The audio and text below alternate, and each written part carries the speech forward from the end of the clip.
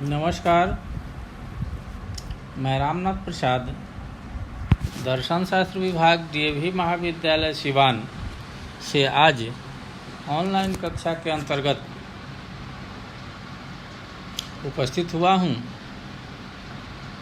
आज हम लोग मौलिक नैतिक प्रत्ययों पर विचार करने के लिए उपस्थित हुए हैं।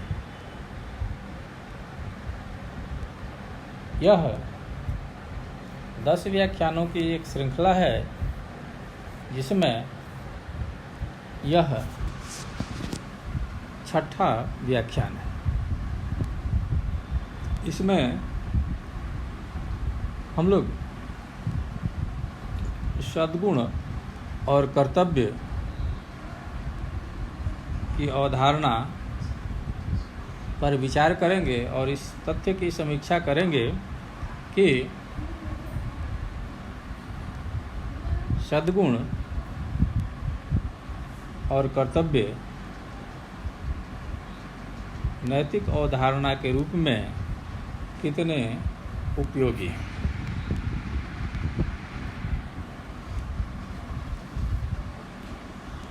मनुष्य में दो तरह की प्रवृत्तियां पाई जाती हैं। एक प्रकार की प्रवृत्ति को अनैतिक कर्म की तरफ प्रेरित करते हुए देखा जाता है, जैसे द्वेष, द्रोह, बेईमानी, लालच इत्यादि। दूसरी प्रवृत्ति मनुष्य को ईमानदारी, प्रेम, सत्यनिष्ठा, अस्तेय, लोक कल्याण की तरफ प्रेरित करती है। पहली प्रवृत्ति के कारण व्यक्ति नैतिक और दूसरी प्रवृत्ति के कारण व्यक्ति अनैतिक बनता है। बार बार एक ही तरह के कर्म करने पर व्यक्ति में कर्मों के अनुसार गुण विकसित हो जाते हैं। अच्छी प्रवृत्तियों के विकास से अच्छे गुण अर्थात सद्गुण और बुरी प्रवृत्तियों के बार बार अभ्यास से बुरे गुण अर्थात दुर्गुण मनुष्य में आते हैं। इस तरह सद्गुण मनुष्य के नैतिक विकास का प्रतीक है। सद्गुण के 3 लक्षण हैं: कर्तव्य का ज्ञान, कर्तव्य का स्वेच्छा से पालन और सद्गुण का अर्जन। अभ्यास पूर्वक कर्तव्य के पालन से स्थायी प्रवृत्ति में जो श्रेष्ठता उत्पन्न होती है उसे सद्गुण कहा जाता है। सुकरात के अनुसार ज्ञान ही सद्गुण है। Knowledge is virtue. उनके अनुसार ज्ञान का अर्थ कर्तव्य अकर्तव्य का ज्ञान है, परंतु केवल ज्ञान सद्गुण के लिए पर्याप्त नहीं होता है। इसके लिए अच्छे कर्मों का अभ्यास भी बहुत आवश्यक है। अरस्तु के अनुसार सद्गुण स्थायी मानसिक अवस्था है जो संकल्प के अनुसार निर्मित है और विवेक द्वारा निर्धारित जीवन के सच्चे आदर्श पर आधारित है। Virtue is permanent state of mind formed with concurrence of will and based upon ideal of what is actual life and ideal fixed by reason। म्यूरहेड के अनुसार सद्गुण चरित्र का वह गुण है जो हमें कर्तव्य पालन के योग्य बनाता है। Virtue is quality of character that fits us for the discharge of duty. AC Mitra के अनुसार ईमानदार जीवन के लिए सद्गुण ताज है।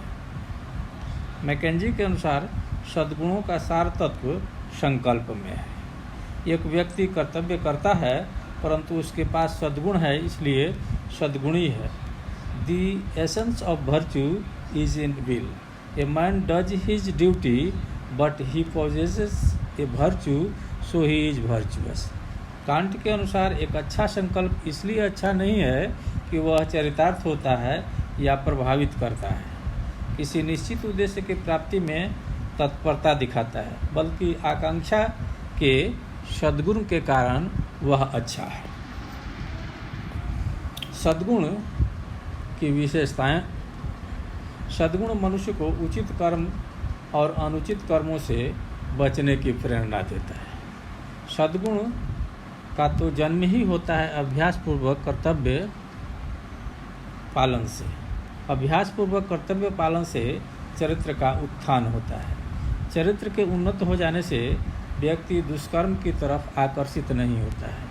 वो हमेशा सत्कर्म करना अपना धर्म समझता है। सद्गुण जन्मजात नहीं है, यह एक अर्जित गुण है। सतत अभ्यास पूर्वक कर्तव्य पालन से इसकी उत्पत्ति होती है, इसलिए यह प्राप्त वस्तु है।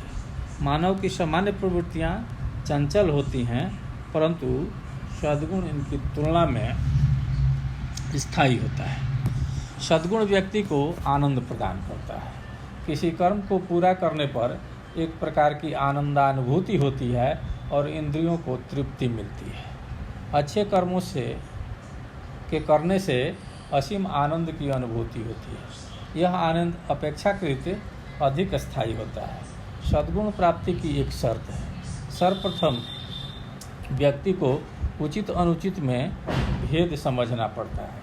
इसके बाद अनुचित कर्मों को त्याग कर उचित कर्मों का लगातार अभ्यास करना पड़ता है, तब सद्गुण की प्राप्ति होती है। सद्गुणों की एक क्रमिक श्रृंखला पाई जाती है। ये सद्गुण परस्पर संबंध है, इनमें कोई परस्पर पृथक नहीं है। इस श्रृंखला की अंतिम चोटी पर सर्वोच्च गुण या हाईएस्ट और सुप्रीम वर्च्यू है।